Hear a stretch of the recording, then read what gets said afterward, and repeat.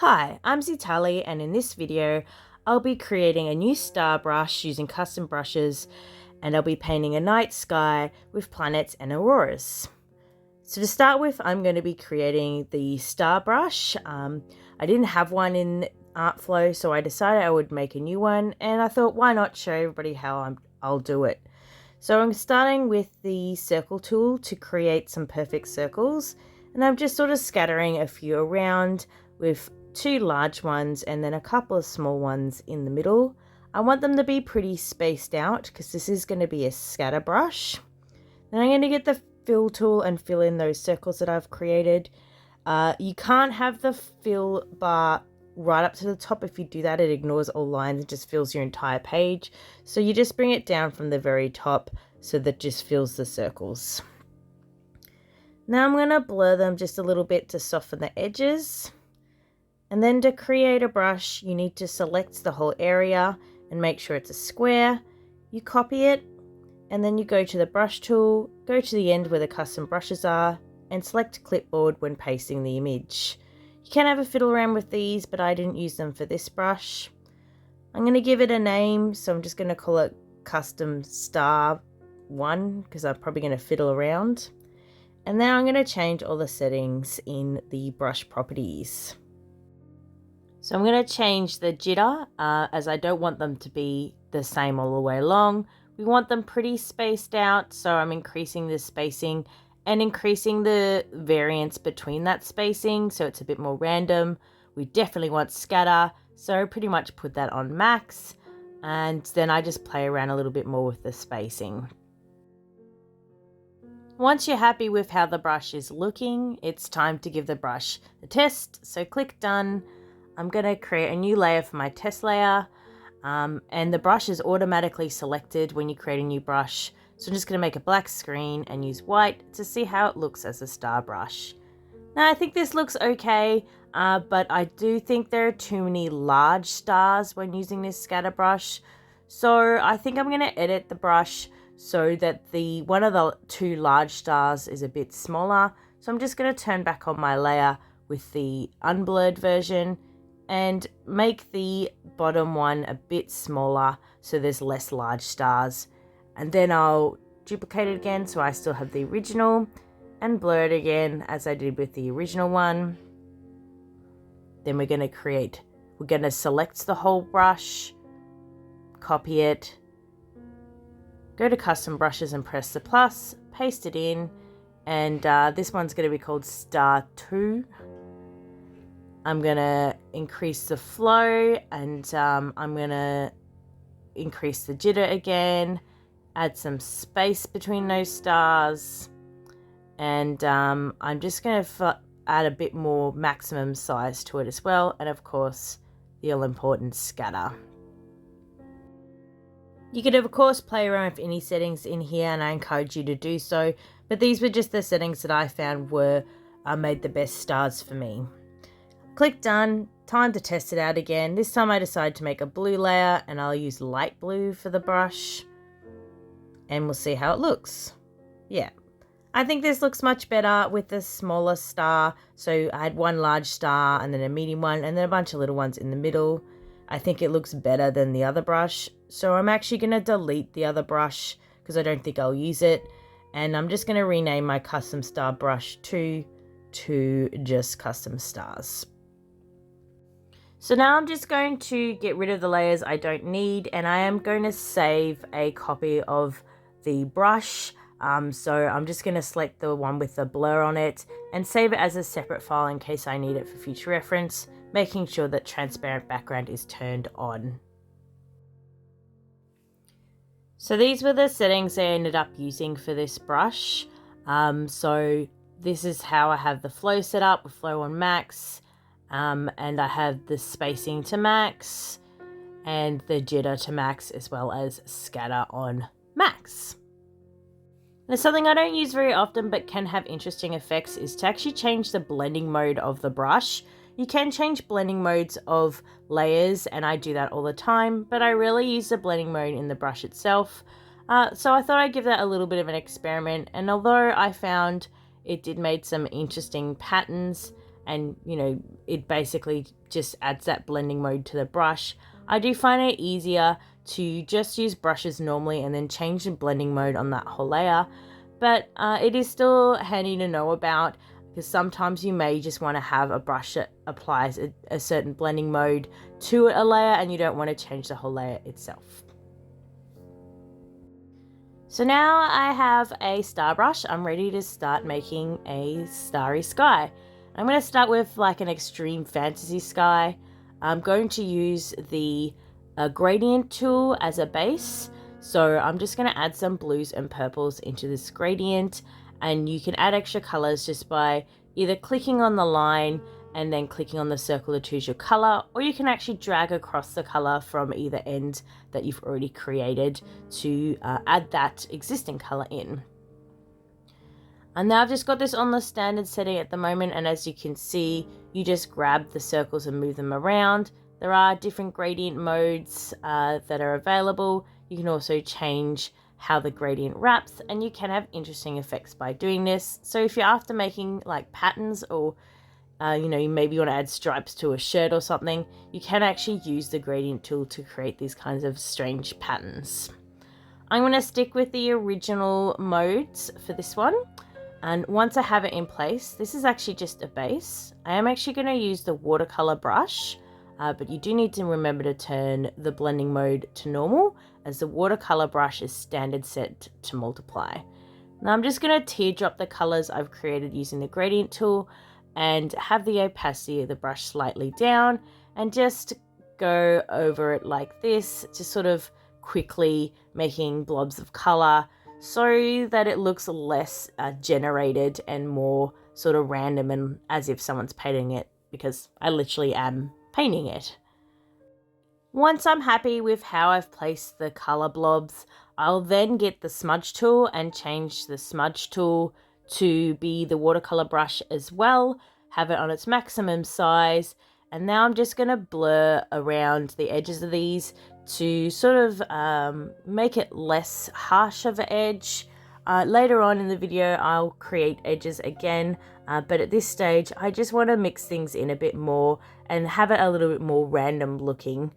So you can see here I'm just pushing and pulling colors around. I sort of have this valley of light color in the middle, and then I'm just pushing and pulling the other colors around until I'm happy with how the colors are all mixed together and blurred together. Once I'm finished with my smudging, I decide to fiddle around with the colors of the picture. There are several ways you can change the color of a picture.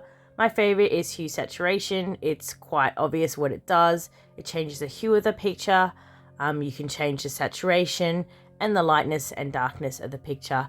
It's quite easy to make adjustments this way, but you can sometimes lose the intensity between light and dark. The other option is brightness and contrast, which increases the contrast in the picture, or brightness and darkness. So if you have done a hue saturation and you want contrast back in, you could use that option. The third one, and in my opinion the most fun, is actually color balance, which allows you to change the color balance in different parts of the picture.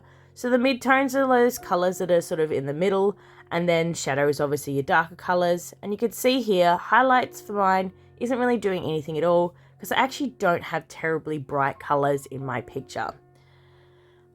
So this is what I've ended up with after playing around with the colors, and I've decided to blur it a little bit more. So I've gone back to my smudge tool to integrate some of these colors back in, and now you can see I have got a very bright valley in my picture.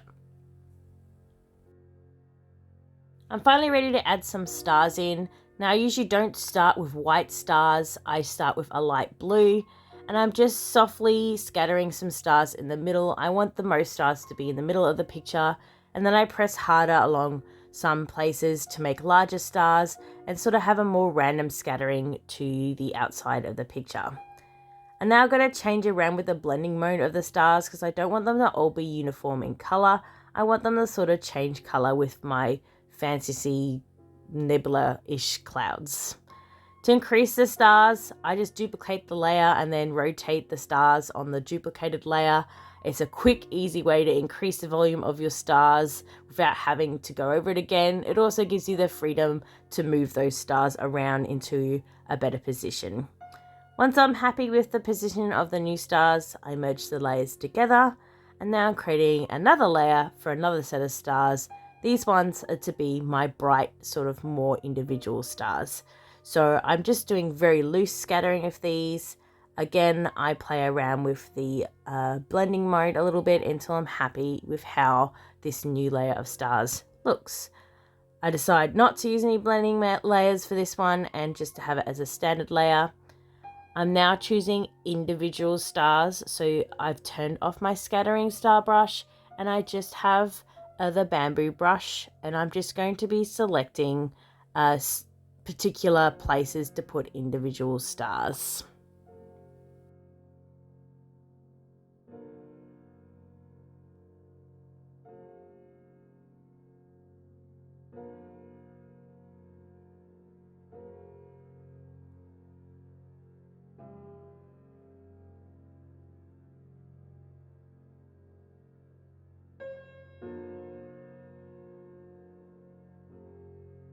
Now, stars are actually not all the same color, so I'm going to add a couple of different colored stars in here too.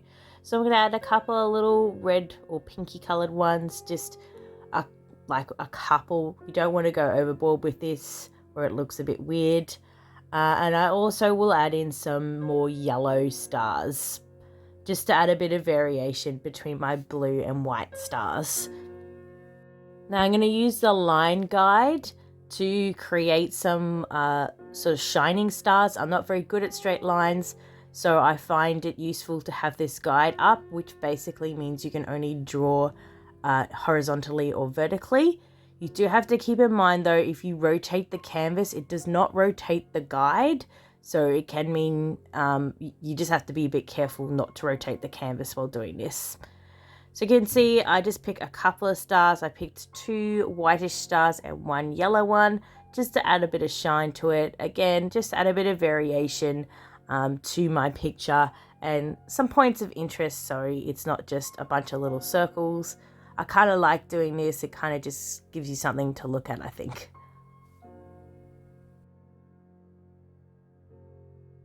So I'm happy with the placement of my stars now. I am going to return to this sort of nebula cloud that I have because I do want to create a bit more sort of contrast between this valley and the space around it. So I've just gone back to the watercolor brush and I'm just adding some lighter color around this edge, and then I will use the smudge tool to smudge it back in.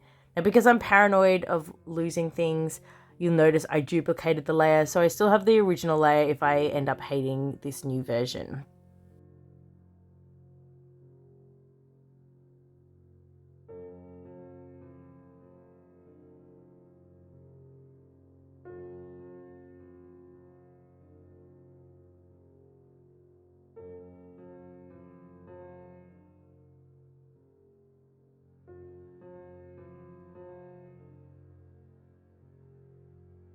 So basically what I'm doing here is I just adding this lighter color in the valley, and then I'm getting a darker color for the very edge where the sort of cloud meets this lighter area.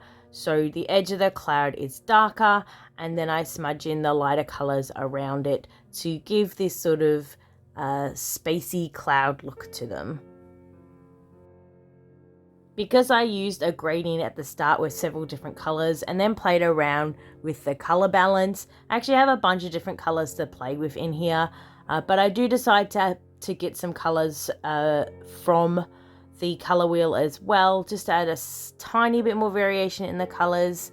I really enjoy mixing these sort of colors together, and making space clouds is actually super fun.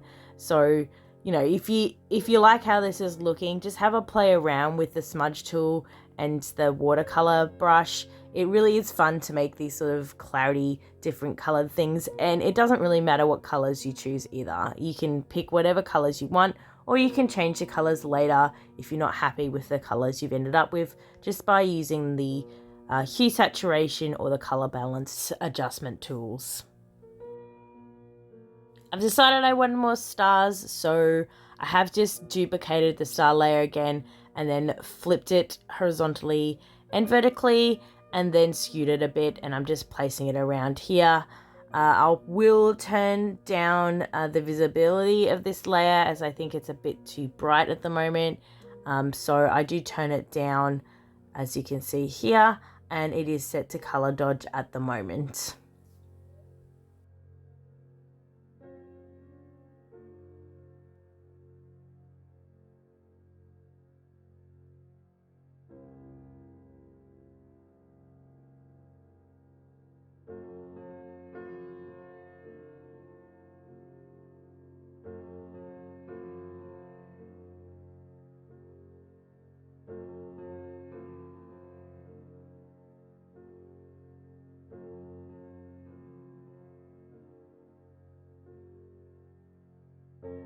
Once I've stopped fiddling around with the blending mode and settled back on what I had before, which was color dodge, I then decide to blur my stars a little bit as they are a little bit too sharp at the moment.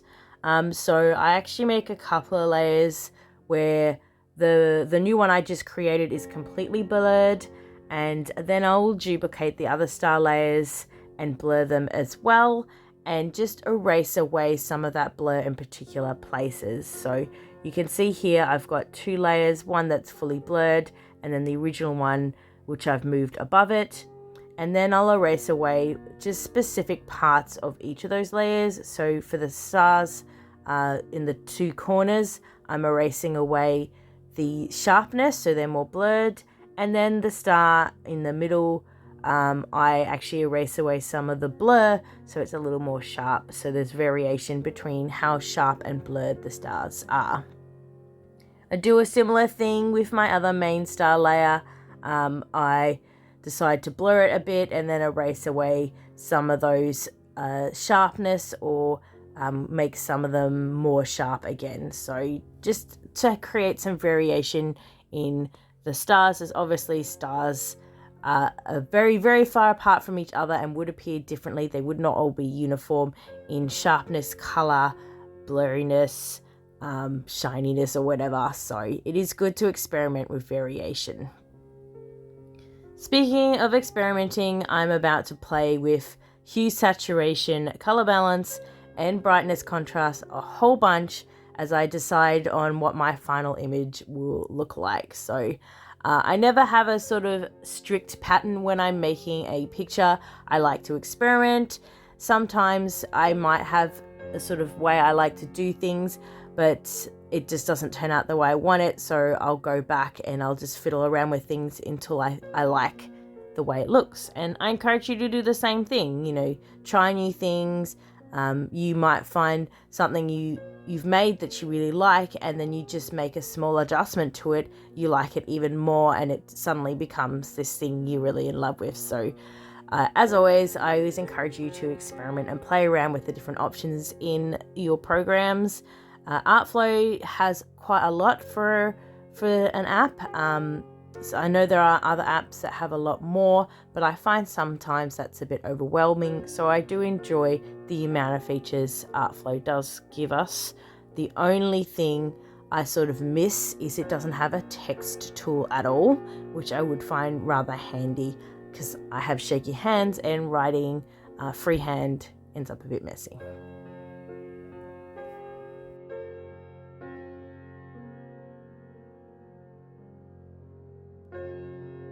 Now I'm just going to quickly create a more standard sky rather than my nebulous sky. So I'm just going to use the gradient tool again and use some blues. I'm actually going to use the radial gradient mode, as I want sort of the light coming up from underneath as if the sun is coming up. So I choose a lighter blue for the bottom one, and then I choose a couple of different blues for the top. So a middle blue for the middle dot, and then a darker blue for the very edge. And I just fiddle around with the distance between these dots until I'm happy with the sort of sky color I've gotten. Now these stars are a little bit too spread out at the moment. They're kind of everywhere. So I am going to erase away most of the ones around the outside and leave a strip in the middle to sort of represent, I guess, a Milky Way in the middle of the sky, to make a more realistic-y looking sky as opposed to the stars I had in my nebulae clouds, my fantasy clouds before. I also fade out the stars near the bottom of the picture as the light from the dawn is coming through. You would see less of these stars that become more faded out. So you have a pretty basic night sky. I'm now going to do some auroras in the sky. I have actually only done this twice, but I found a pretty easy way to do it. So I've just grabbed the bamboo brush and I'm just doing this sort of zigzag pattern with these lumps in them. And then I use my smudge tool using the felt brush, and I just smudge up and along, so it sort of gives this sort of shimmery sort of effect to it, as you can see here. And I've made it a bit thick, so I'm going to erase back underneath, and I just keep pulling up with the smudge tool to get the sort of aurora effect to the green that I've chosen.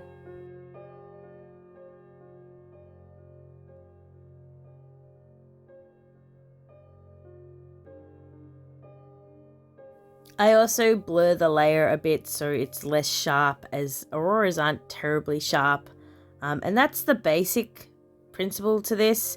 I will add some more colors to this, so I've locked the layer and I'm actually grabbing some colors that I just add into it. So I've got a pink color here and I've got the opacity turned way down, and I'm just sort of adding little bits here and there. And just adding some variation in the color of the aurora. In Tasmania, they're mostly just green, but I know that some places have different colors, and you can, if it's a fantasy world, you can do what you like, really. So I'm just mixing a couple of different colors here and then blurring it again using the smudge tool.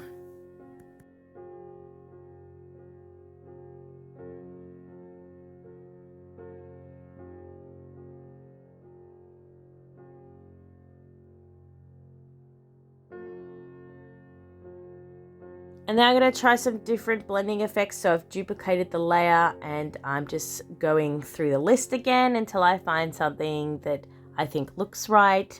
So this is basically how I decide on blending methods all the time. I just go through until I find something that looks good. So I've got linear dodge, looks pretty good, and it looks especially bright if I have the original layer on underneath. And I've decided to make one of the layers larger and sort of just off center. I think that gives them more sort of aurora look, as they do sort of look, I don't know how to describe it, they kind of look shaky but not. They're really pretty. Anyway, this is me creating more auroras lazily, so I'm just flipping a layer again and stretching it out so it looks like a different part of the aurora. But that's basically it. That's how I would do auroras. Maybe when I practice this more, if I have more opportunity to create auroras, then I might have a better tutorial for it. But this is the basics of auroras from how I use Artflow at the moment.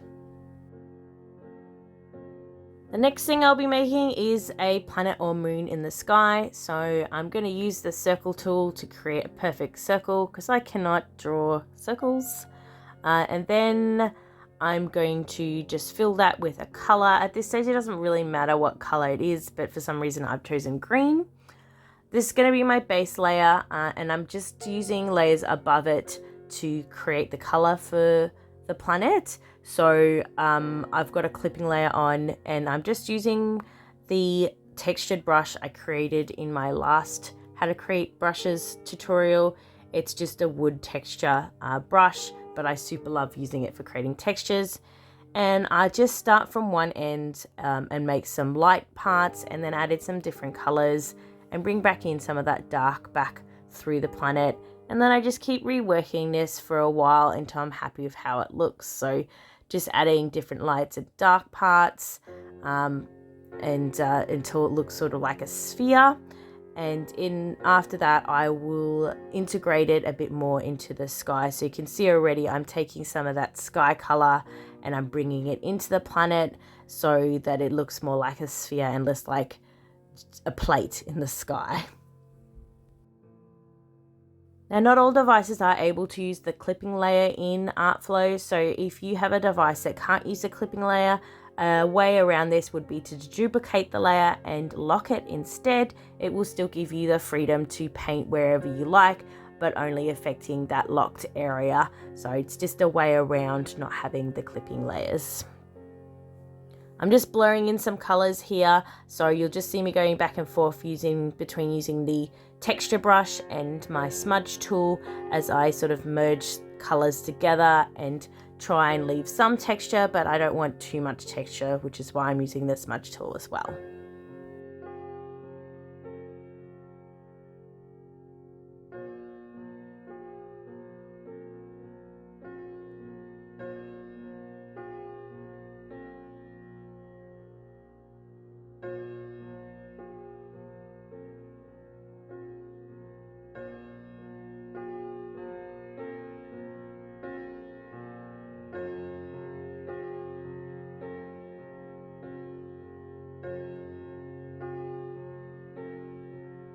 I decided to add some little craters, so I've just teardropped the darkest color on the planet and I'm just putting some little circles on here, and then I'll get the lightest color and I'll just put a little rim around these circles, and then I'll get sort of an in-between color and just lighten the edge that faces to the lighter part of the planet, and I use the smudge tool to blur that in a little bit.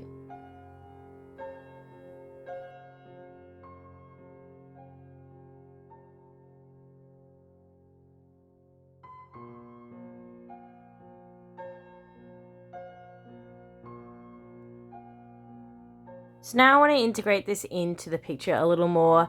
So I am going to erase away some of this planet, but you'll see here, if I just erase away the planet, you can actually see the stars behind it, and your planet isn't turning transparent. It's just the dark side you can't see.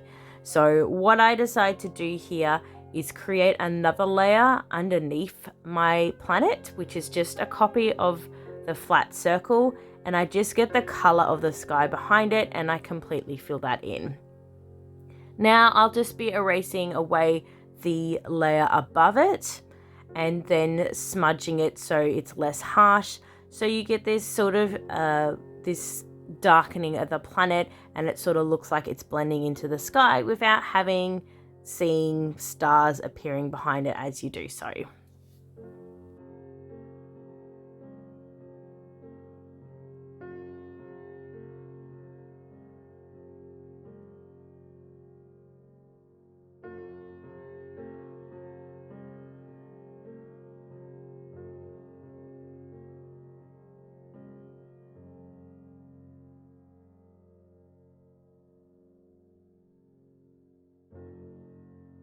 I decided to darken up just the very far edge of the planet, so I just teardrop that sky color and turn it to a little bit darker, and just add a bit of a rim to the edge there. And then this planet is pretty much done, but I'm not super happy with the color. But you know what? We have all these tools in which we can use to change the colors of things, so that's exactly what I'm going to do. So after blurring it and then merging all the layers together, so the planet is now just one layer, I'm going to use the color adjustment tools.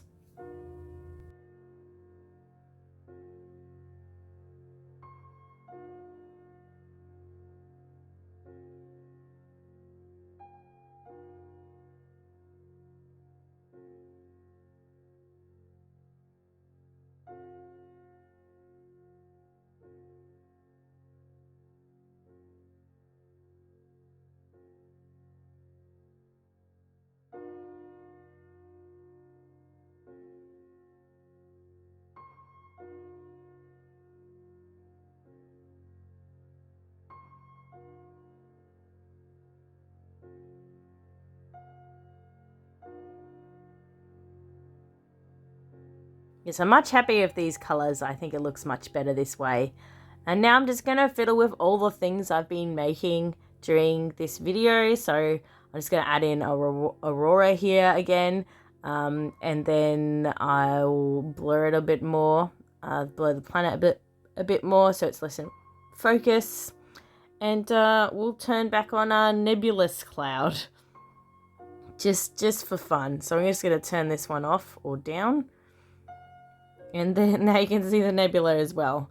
And that's it. That's my tutorial on how to make fantasy space sky stuff. Well, I hope you all enjoyed this video and found it useful. Let me know in the comments below if there's anything I missed or anything you'd like me to explain more. I definitely enjoy making these videos and helping people, so I will be making more in the future.